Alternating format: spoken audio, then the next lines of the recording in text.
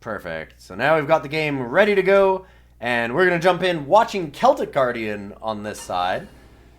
Alright. Something that I really like, I hadn't thought about this, but obviously we see it right away. We talked about how Waladil's deck is going to be very similar, like they're both playing a lot of big time units, but Waladil is running Justice and gets access to things like Stand Together. However, Killer doesn't care about Aegis, so that's going to help out a lot here in this kind of a matchup.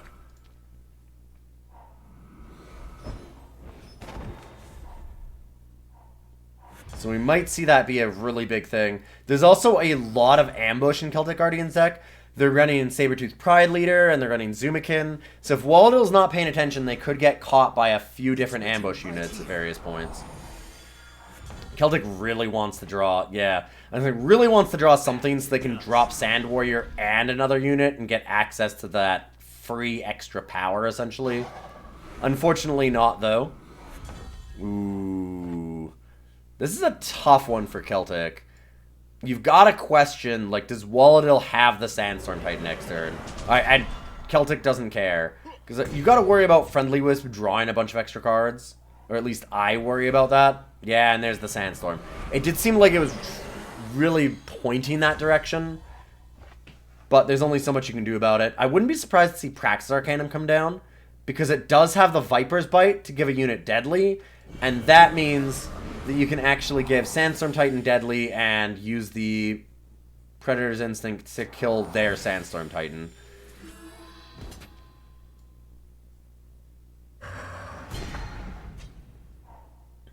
That 2-card advantage, though, off of Friendly Wisp is a lot. Oof.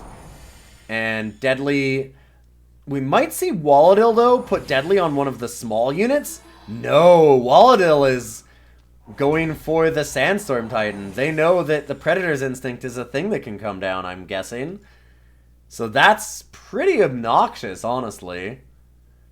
Find it interesting that we didn't have Waladil attack, though. Because kind of giving CelticGuardian the chance to choose how they use that. And I'm not sure that I love that. There's Gnash to get some extra killer.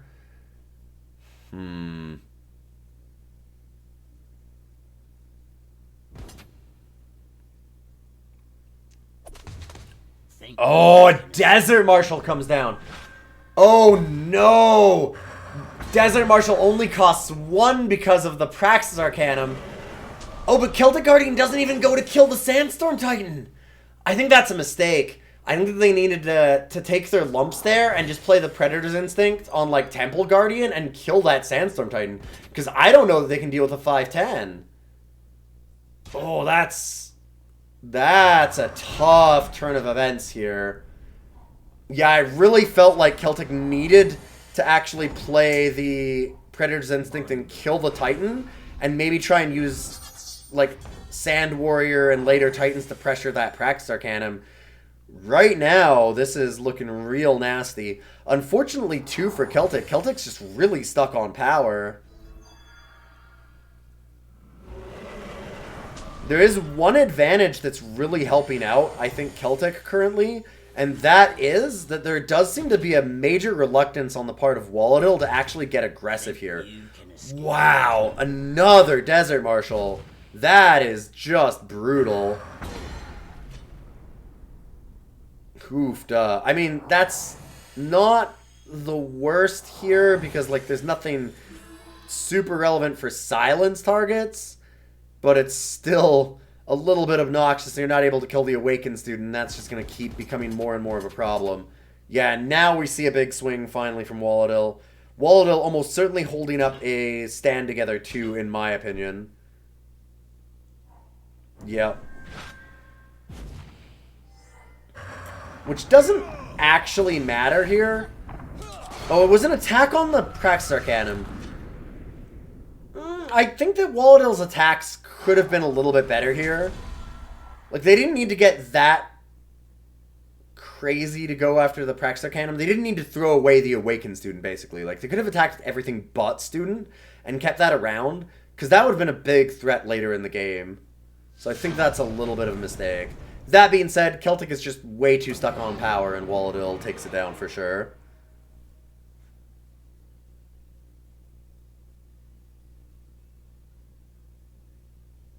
Yikes.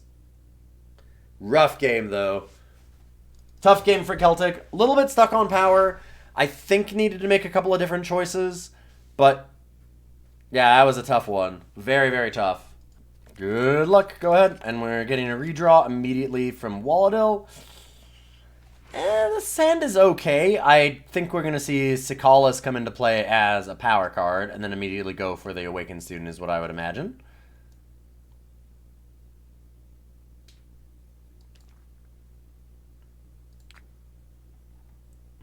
Alright, Waladil is good to go. Yeah, and there we go. Ageless immediately just becoming a power. This is where Celtic's Guardian deck gets scary, though. Because Celtic had a slow start last game.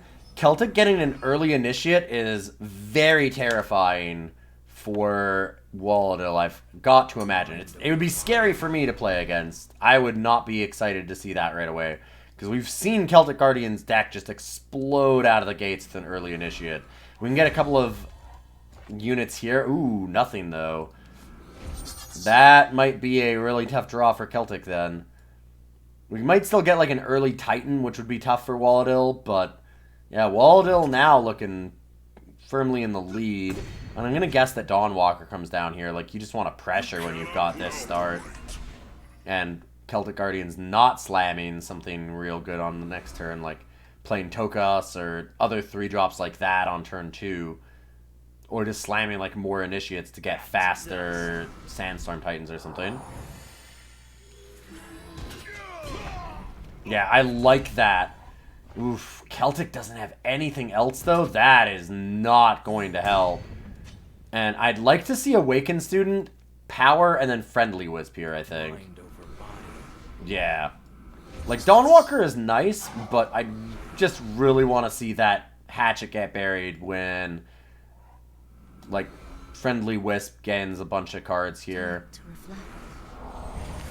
Real bad news for Celtic Guardian if Waladil can do that. Okay. Ageless Mentor is a good hit for Celtic. It's just slow right now. Ooh, and they're not blocking, just taking a bunch of damage. Celtic needs some very swingy cards here. They have them. They can get things down like a Mystic Ascendant next turn. They can play a Sandstorm Titan.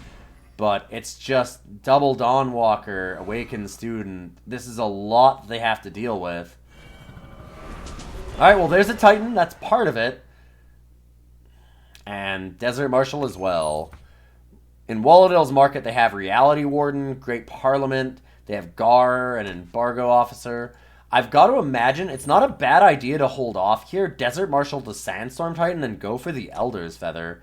Another good option would be to go for Great Parliament.